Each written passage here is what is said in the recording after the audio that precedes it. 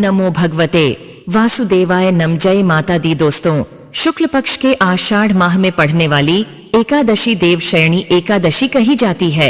यह एकादशी भगवान विष्णु को समर्पित है और इसके बाद से ही भगवान विष्णु 4 महीने के लिए क्षीर सागर में शयन करने के लिए चले जाएंगे।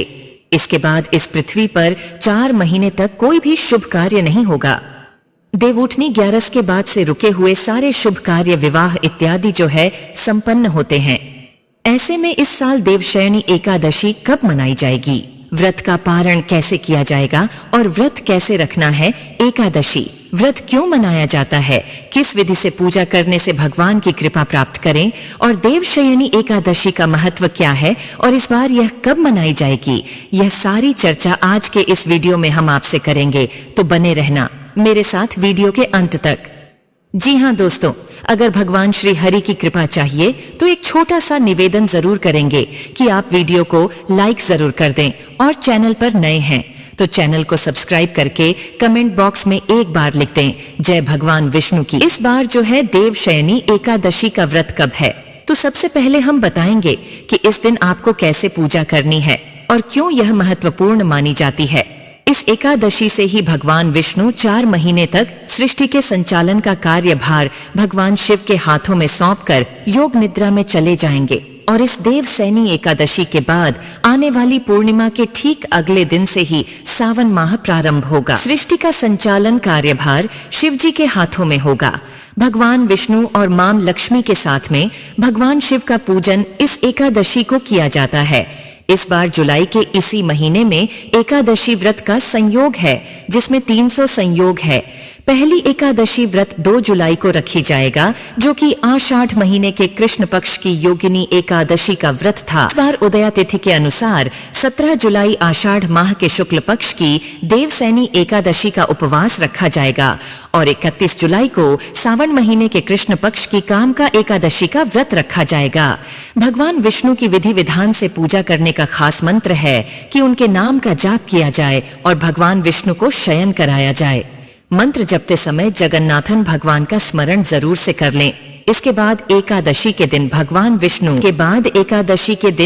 विष्णु की विधि विधान से पूजा करें ताकि पूरे 4 महीने तक भगवान विष्णु की कृपा बनी रहे।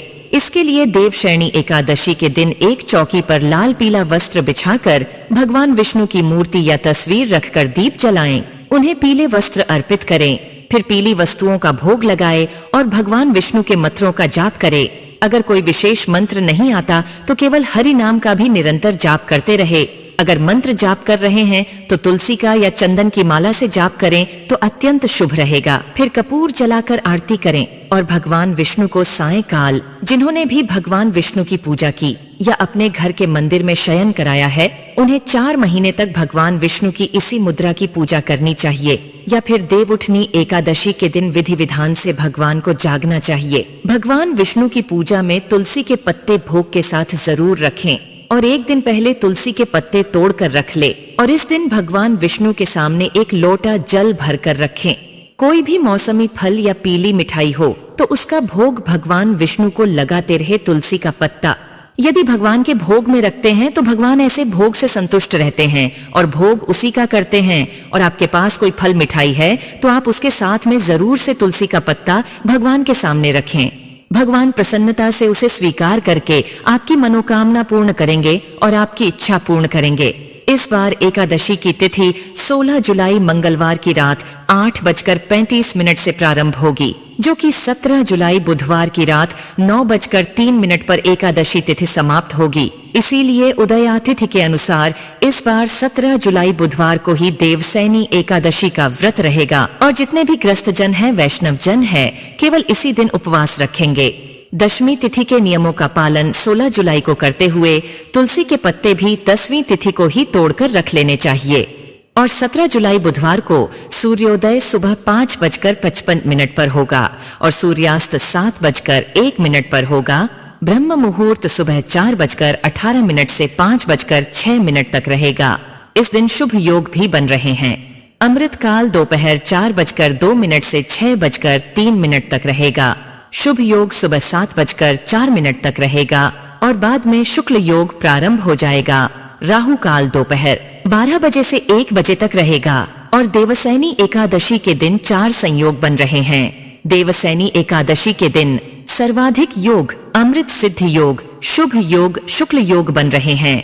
यह सभी योग पूजा पाठ करने के लिए, शुभ कार्यों को करने के लिए अच्छे माने जाते हैं। व्रत के दिन अनुराधा नक्षत्र और पारण वाले दिन ज्येष्ठा नक्षत्र रहेगा तो 17 जुलाई से ही चातुर्मास प्रारंभ हो जाएगा।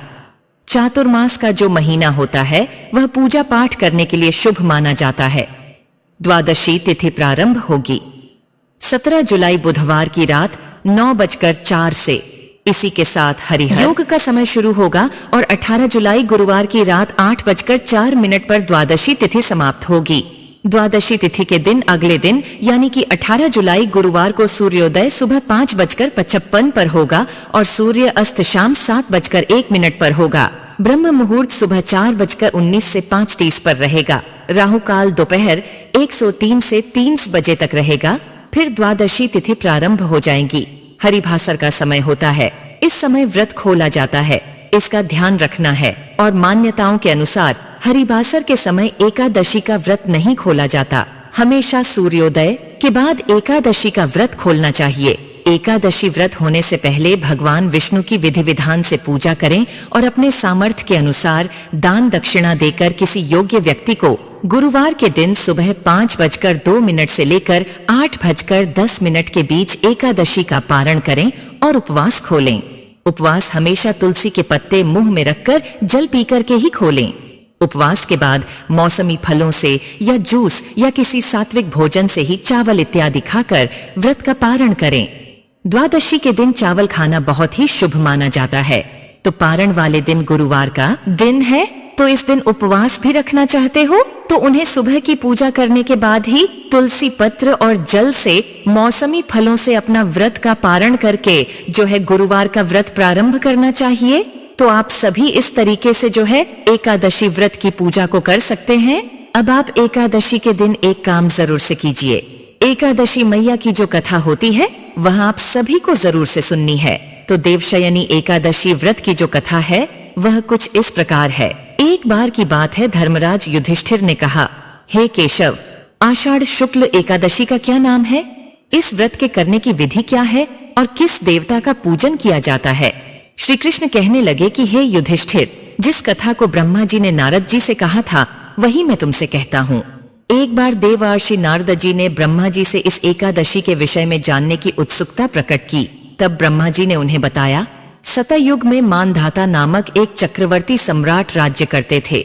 उनके राज्य में प्रजा बहुत सुखी थी, किंतु भविष्य में क्या हो जाए यह कोई नहीं जानता।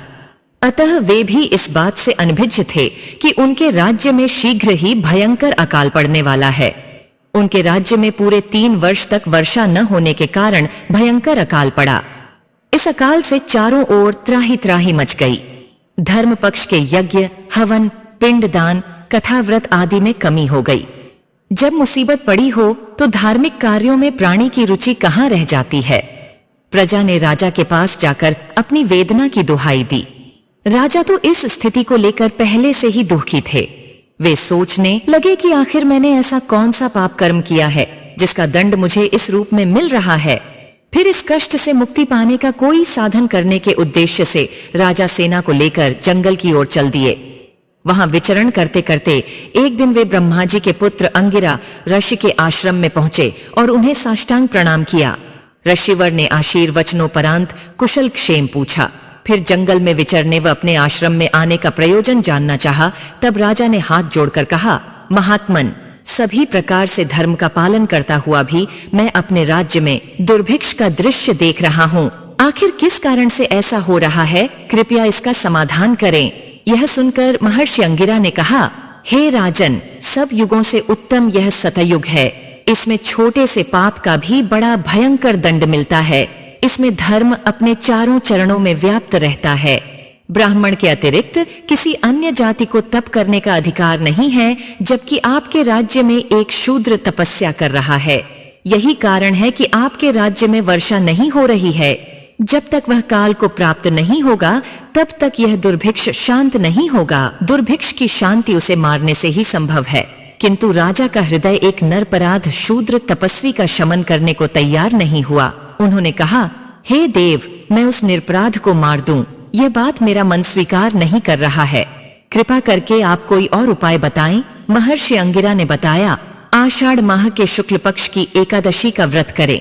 इस व्रत के प्रभाव से अवश्य ही वर्षा होगी। राजा अपने राज्य की राजधानी लौट आए और चारों वर्णों सहित पद्मा एकादशी का विधि पूर्वक व्रत किया। व्रत के प्रभाव से उनके राज्य में मूसलाधार वर्षा हुई और पूरा राज्य धन धान्य से परिपूर्ण हो गया। ब्रह्म वैवर्त पुराण में देवशयनी एकादशी के विशेष महात्म्य का वर्णन किया गया है।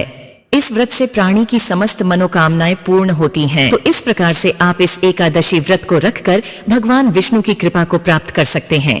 अगर आपको जरा सा भी वीडियो पसंद आए तो वीडियो को लाइक जरूर से कीजिए, और ऐसे ही अगर आप सही सटीक जानकारी चाहती हैं तो चैनल को सब्सक्राइब कर लें। आपकी सेवा में हमेशा हाजिर है। आप सभी के ऊपर कृपा बनी रहे। मिलते हैं आप सभी के साथ एकादशी व्रत के पारण की संपूर्ण विधि के साथ एक नए वीडियो में। तब तक के लिए कमेंट बॉक्स में आप जय मां लक्ष्मी जरूर लिख कर जाएं और वीडियो को लाइक और चैनल दिव्य ज्योति को सब्सक्राइब जरूर करें।